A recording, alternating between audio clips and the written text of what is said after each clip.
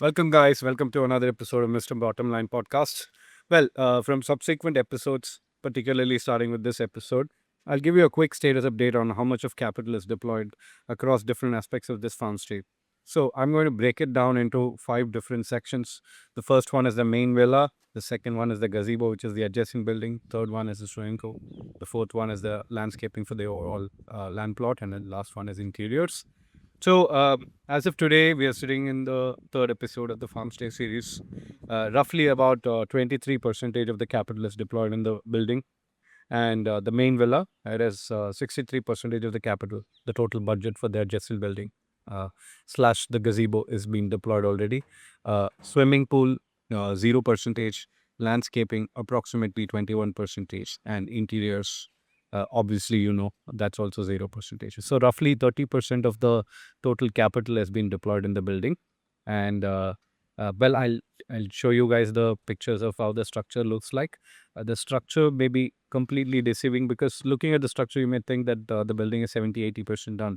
And that's why real estate, particularly when you're building it on your own, on things like Farmstay, anything that you build on your own, this doesn't apply to the buildings that you just purchase out of an apartment or some other thing where a builder takes care of a lot of things. These things don't happen to you. Yes, that's what today's topic is also going to be. Farmstay sounds peaceful only in paper. Morning fog, coffee in hand, wooden deck, an asset that actually works for you. Well, this is all a reality only in paper. And Farmstay is peaceful, but only for the guests. But for owners, it is vendors, laborers, payments, people who do not show up, maintenance, repairs, etc. A farm stay is nothing but an operational business sitting on an unpredictable land that needs constant effort. So, if you're considering this as a passive income, that is already not something that should be in your consideration set. Um, if you consider this to be like a stuff that you can just build it and rent it out, then you're already misunderstanding this. Okay, let me say this very, very clearly. There is nothing passive about a model like this. It is not passive when the people that you depend on may or may not show up tomorrow. It is not passive when you have to rely on contractors, paid contractors in a semi-rural setup. It is not passive. 70% of the capital is yet to be deployed and your structure looks like it's 70-80% complete. It tests you ruthlessly, brutally, emotionally, financially, and mentally. Please understand, you do not own an asset until you understand the nuts and bolts of how that works. Until then, the asset will only own you. And this is the kind of asset that particularly has that capability to own you unless you know it end to end and you are mentally prepared for it. The hardest part is not even the money, it's the emotional volatile. There are weeks when nothing moves.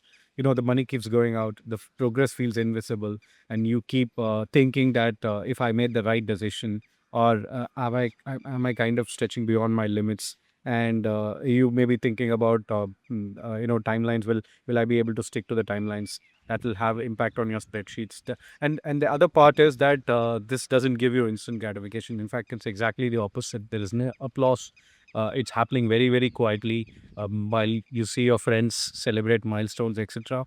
And you also have to deal with very weak feedback loops, delayed gratification. There are months when nobody is going to come and applaud you for what you have done. So if quick progress is something that you're fascinated by and long term progress is not something that you can deal with, this is not for you. This will frustrate you to the core. And if you think that you can stay still while nothing moves for weeks and perhaps months, then if that is something that you can't sit still and just watch patiently, then this is not for you. And that's the hardest part about the emotional volatility that I'm talking about. Now talking about money, this is the part that most people kind of grossly underestimate. You need two kinds of wallet for this kind of a project. The first wallet is the capital cost. The second wallet is the survival cost. Because delays happen, labors won't show up, construction materials will inflate, and landscaping will never be the budget that you initially estimated it to.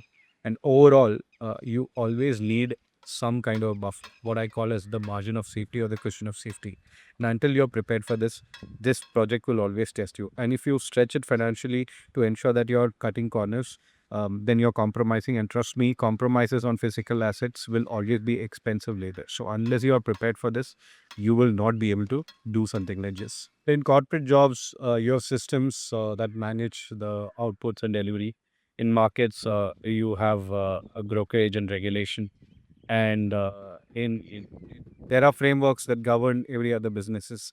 But in a setup like this, in a project like this, particularly when you're undertaking, you can't control the local labor dynamics, you can't control the local regulatory mechanics, you can't control the weather, you can't control real estate material fluctuations. So all of this will tend to have an impact on it very profoundly. And if you're someone who likes control, this is not for you.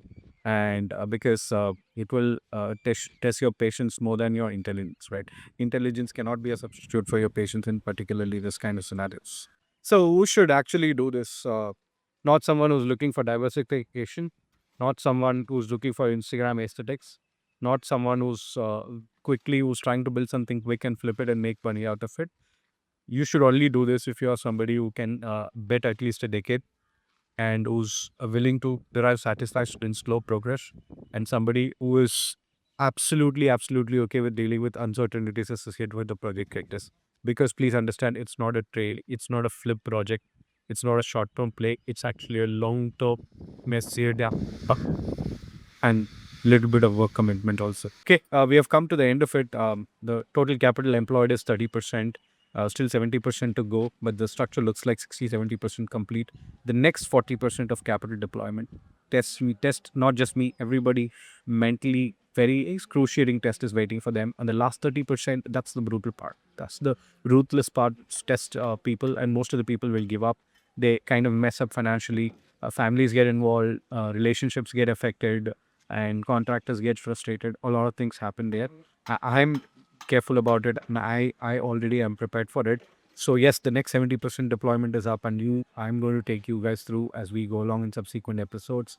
But at the end of this episode, if you're already discouraged, if you've thought about doing something similar and you're already discouraged by my 3 episodes, well, wonderful, it did the job. But for the others, the not the faint-hearted, welcome to the game, welcome to the club.